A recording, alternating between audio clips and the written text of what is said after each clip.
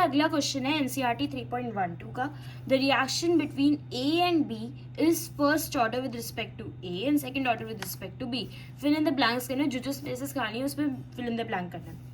अब देखो इसमें हमें क्या करना है, इसमें बोला है कि ए का ऑर्डर विद रिस्पेक्ट टू ए जो है वो फर्स्ट ऑर्डर है, मतलब इस पे ए का रिस्पेक्ट विद रिस्पेक्ट टू ए मतलब हो गया कि ए बदल रहा है और बी जो है वो कांस्टेंट है, ये हो गया फर्स्ट ऑर्डर। और सेकंड ऑर्डर बी के जो हमें दे रखा है वो जिस बी का कॉन्सेंट्रेशन है मतलब विद रिस्पेक्ट टू जो बी दे रखा है वो जीरो ऑर्डर का है। मतलब जीरो ऑर्डर मतलब क्या होता है कि अगर रेट बदल भी रही है तब भी कॉन्सेंट्रेशन की वैल्यू हमारी कांस्टेंट रहेगी।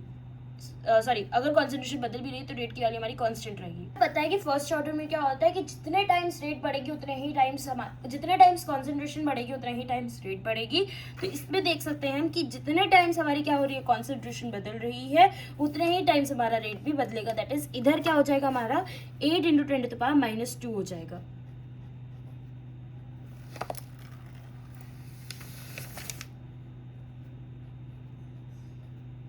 ओके अब हमारा ये 8 × 10⁻² हो गया, आपको समझ में आ गया होगा आई थिंक सो। अब हम ये देख रहे हैं कि ऑर्डर में ये होता है कि अगर रेट जितने टाइम्स बढ़ रहा है उतना टाइम्स कॉन्सेंट्रेशन बढ़ेगी। अब देखो इसमें रेट जो है वो कितने टाइम्स बढ़ रहा है, 2 टाइम्स बढ़ रहा है, तो कॉन्सेंट्रेशन भी कितने टाइम्स बढ़ेगी, 2 टाइम्स बढ़ेगी। दैट इज 0.2 की वैल्यू हो जाएगी इसमें। ठीक है, अब देखो इसमें हमारी रेट सेम है तो इसमें हमारा कॉन्सेंट्रेशन क्या होगा, सेम हो जाएगा, दैट इज 0.1 हो जाएगा। Done, answer is done. अच्छा अब दूसरी चीज देखिए, हमने देखा कि इस वाले में हमारी 1.5 आई थी, मतलब कि फ्रैक्शनल वैल्यू एन की आ गई, मतलब ऑर्डर हमारा फ्रैक्शनल हो सकता है। इधर आई थी एन की वैल्यू 0, मतलब कि एन की वैल्यू 0 हो सकती है, मतलब ऑर्डर की वैल्यू 0 भी हो सकती है। अब हमने इधर देखा था सेकेंड वैल्यू 2 आई थी और 1 आई थी, मतलब कि एन की वैल्यू हमारी पॉजिटिव साइड की तरफ भी जा सकती है, 1 हो, 2 हो, 3 हो, 0 भी आ रहा है, फ्रैक्शनल भी आ रहा है, नेगेटिव भी आती है, तो मतलब कि एन की वैल्यूज ये पॉसिबल होती है। अगर हम इस रिएक्शन की बात करें तो हम ये भी देख रहे हैं कि R is equal to -dc/dt a to the power active mass of a to the power 1, क्योंकि इसमें ऑर्डर 1 दे रखा है, और active mass of b to the power 0। मैंने इसलिए लिख भी दिया, रेट अगर 2 टाइम्स हो रही है तो कॉन्सेंट्रेशन 2 टाइम्स हो रही है, रेट अगर सेम हो रही है तो कॉन्सेंट्रेशन सेम हो रही है, रेट अगर कॉन्सेंट्रेशन अगर 4 टाइम्स हो रही है तो रेट भी हमारी 4 टाइम्स हो रही है, फॉर योर कन्वीनियंस। अब हम आगे बढ़ते हैं, हमें अब जानना है ऑर्डर ऑफ रिएक्शन क्या होता है। ऑर्डर ऑफ रिएक्शन, अगर कोई केमिकल रिएक्शन A + B है जो कि हमें प्रोडक्ट फॉर्मेशन कर रही है, तो अकॉर्डिंग टू रेट लॉ या रेट एक्सप्रेशन के अकॉर्डिंग हमारी R इक्वल टू -dc/dt होता है, that is equal to K times K × A to the power M, क्योंकि M अगर हमारा ऑर्डर है A का, A की कॉन्सेंट्रेशन का ऑर्डर M है और B की कॉन्सेंट्रेशन का ऑर्डर N है, तो ऑर्डर टोटल ऑर्डर क्या हो जाएगा, M + N। तो ऑर्डर ऑफ रिएक्शन की बात करें तो क्या होता है, it is the sum of powers of active mass of reactants in a rate expression of a chemical reaction. किसी केमिकल रिएक्शन के रेट एक्सप्रेशन में जो भी पावर्स के जो भी एक्टिव मासेस ऑफ रिएक्टेंट्स के पावर्स का जो भी सम होता है, दैट इज M + N, तो वो क्या होता है, हमारा ऑर्डर ऑफ रिएक्शन होता है। ऑर्डर ऑफ रिएक्शन हमेशा कैलकुलेट करके वैल्यू निकाली जाती है, जैसे हमने अभी ऑर्डर ऑफ रिएक्शन की वैल्यू इधर हो जाएगी हमारी 0 + 1, तो इधर हमारी कैलकुलेट करिए, not analysed value, it is calculated value.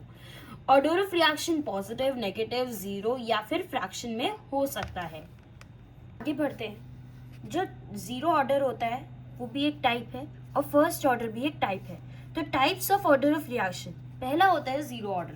0 order की पहले बात करते हैं, अगर कोई A से प्रोडक्ट बना रहा है, एक रिएक्टेंट है जो कि एक प्रोडक्ट फॉर्म कर रहा है, तो R is equal to -dc/dt is equal to K A की पावर N। अगर हमारा A ही है तो फिर A की power N, N is the order of reaction.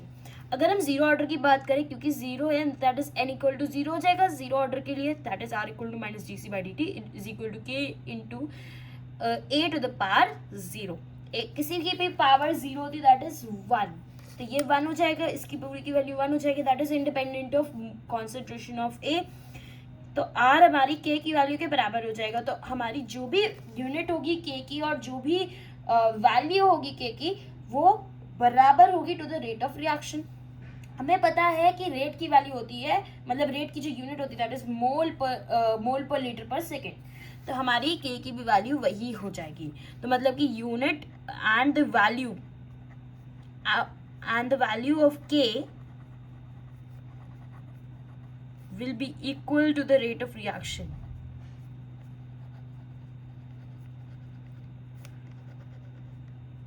Done.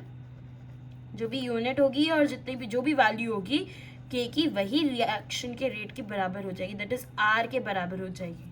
Done.